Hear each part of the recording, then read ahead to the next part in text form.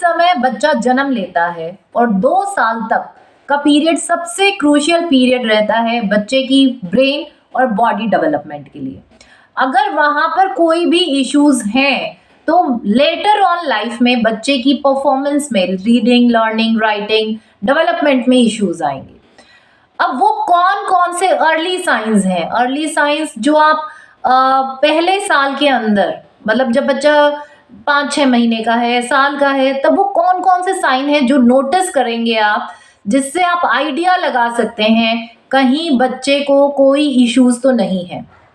Issues का मतलब ये नहीं है कि बच्चे को एडीएचडी होगा या ऑटिज्म होगा, ये पक्का है, ऐसा पक्का नहीं है, बट वो रेड फ्लैग्स हैं। रेड फ्लैग्स का मतलब कि हाँ, कुछ इश्यूज हैं और आपको अब प्रिकॉशंस लेने की ज़रूरत है, कि आपको उसके डेवलपमेंटल माइलस्टोन्स पे अच्छे से ध्यान देने की ज़रूरत है। क्या वो चीज़ें सही तरीके से सही समय पर कर रहा है या नहीं कर रहा है।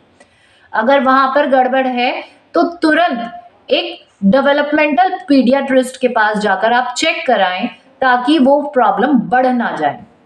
क्योंकि अगर मैं बात करूं, कृष्णव जब छोटा था वो साइंस थे, बट मुझे नॉलेज नहीं थी, और अगर कुछ दिमाग में अटका भी या खटका भी तो क्या होता है, हम एक्सेप्ट नहीं कर पाते, ऐसा सोच भी नहीं पाते, एक्सेप्टेंस तो दूर की बात है, हम सोच भी नहीं पाते कि बच्चे को कुछ इश्यूज होंगे, क्योंकि एक मदर है, मेरा मदर फाइन।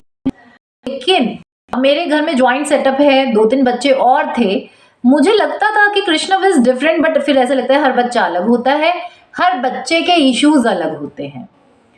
तो उस केस में अब हमें क्या करना चाहिए या कैसे हमें पहचान सकते हैं, वो मैं आज आपके साथ इस वीडियो में शेयर करूंगी। और वीडियोस देख रही थी तब मुझे रियलाइज हुआ कि कृष्णव में कुछ एक साइंस और सिम्टम्स पहले से थे जो मैंने नोटिस नहीं किए, और वो वीडियोस और फोटोज मैं आपके साथ शेयर करना चाहूँगी, ताकि आपको भी समझ में आए कि क्या क्या वो सिम्टम्स रहते हैं, क्या क्या वो साइंस रहते हैं जिन्हें हमें अनदेखा नहीं करना चाहिए।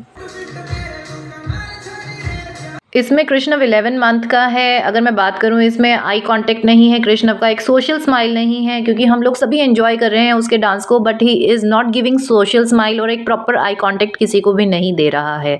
साथ ही साथ इसमें ऑडिटरी सीकिंग, क्योंकि हम लोग हमेशा गाना चला देते थे तो हमें उसकी कुछ एक्टिविटी करने को देखने को मिलती थी, तो वी वर रियली एंथुजियास्टिक कि हाँ वो कुछ एक्टिविटी कर रहा है, बट हमने ये मिस किया कि eye contact is not there और एक सोशल स्माइल वहाँ पर नहीं है।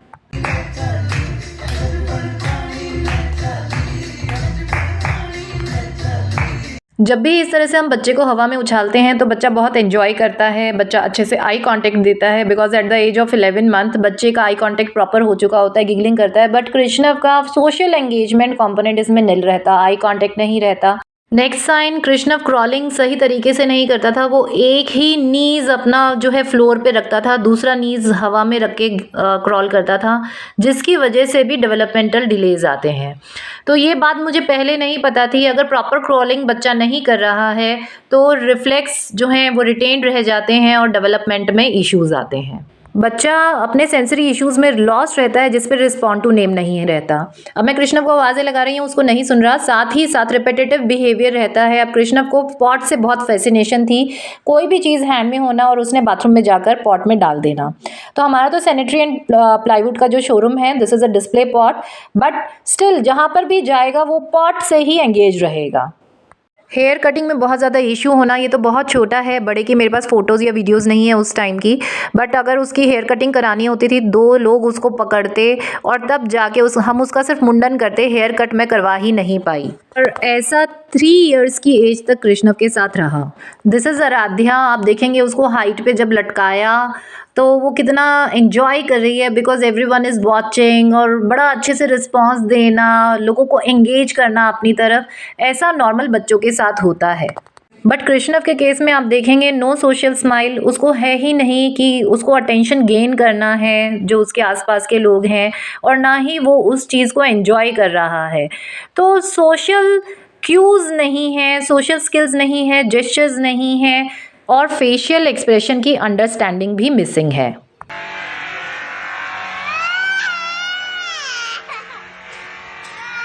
आप देख रहे हैं कि ड्रिल स्टार्ट हुई और कृष्णव का एकदम से जो है रोना स्टार्ट हो गया और मेल्टडाउन वाला सिचुएशन आने वाला हो जाता था।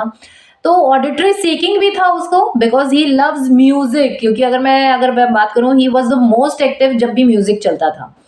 और बट साथ ही साथ ऑडिटरी हाइपर सेंसिटिविटी भी थी कि लाउड नॉइसेस से वो डरता था। लाइक अगर मैं मिक्सी चला देती तो उसने रोना ही रोना, मतलब उसके कान ऐसे हाथ रख के रोना। अब ये चीजें अब मुझे समझ में आती है, yes these were the science, और मुझे पता भी नहीं था। तो साथ ही साथ अगर मैं कृष्णव की बात करूं, फिंगर पॉइंटिंग नहीं थी। अगर उसको कोई चीज चाहिए होती थी, वो मेरा हैंड पकड़ के उधर लेकर जाता और बोलता नहीं था, फिंगर पॉइंट नहीं करता था। तो अब उसके साथ, बिकॉज ये 1 ईयर तक के इसके साइंस रहे, अब उसके बाद हुआ क्या, कोरोना पीरियड स्टार्ट हो गया और मेड्स नहीं थी, मेरी देवरानी प्रेग्नेंट थी एंड सारा घर का काम का प्रेशर मुझ पे, एंड कृष्णा वॉज 1 ईयर। अब science were already there, science तो थे ही, सिम्टम्स तो कुछ कुछ थे ही, रेड फ्लैग्स तो थे ही।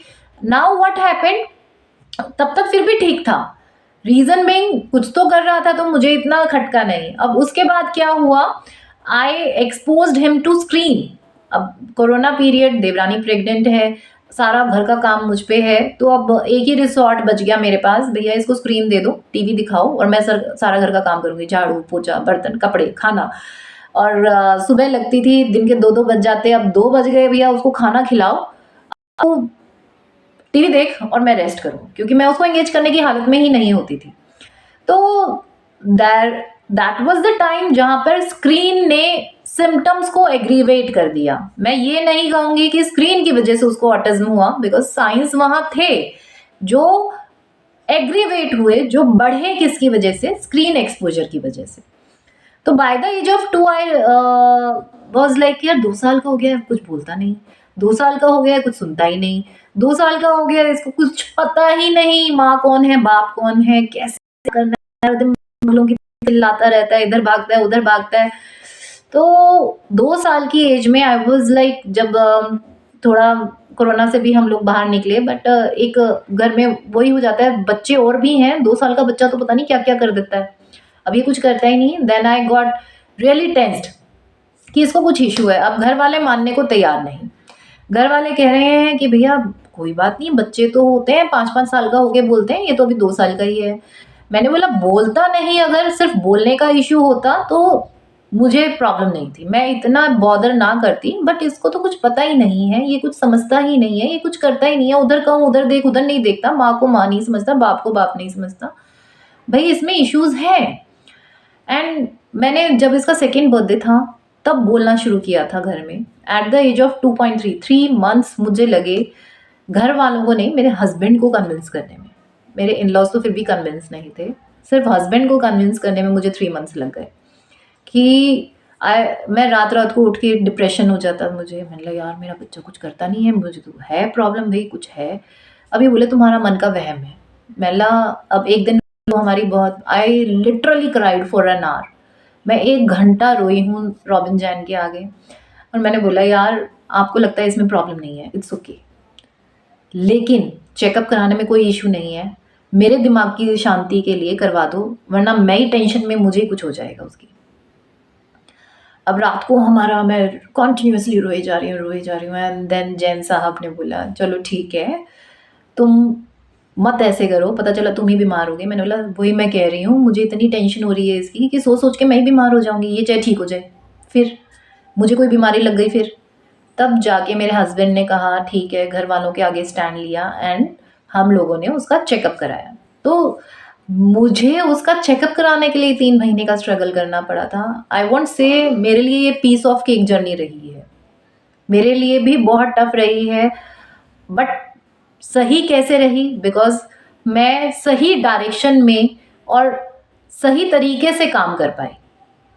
अगर वो ना कर पाती तो शायद आज कृष्णम में वो इम्प्रूवमेंट ना हो पाती, क्योंकि ज़रूरी नहीं है कि आप थेरेपीज करा रहे हैं, आप काम कर रहे हैं, आपको उसका रिजल्ट मिलेगा ही मिलेगा, अनटिल एंड अनलेस आप सही तरीके से और सही डायरेक्शन में काम नहीं कर रहे हैं।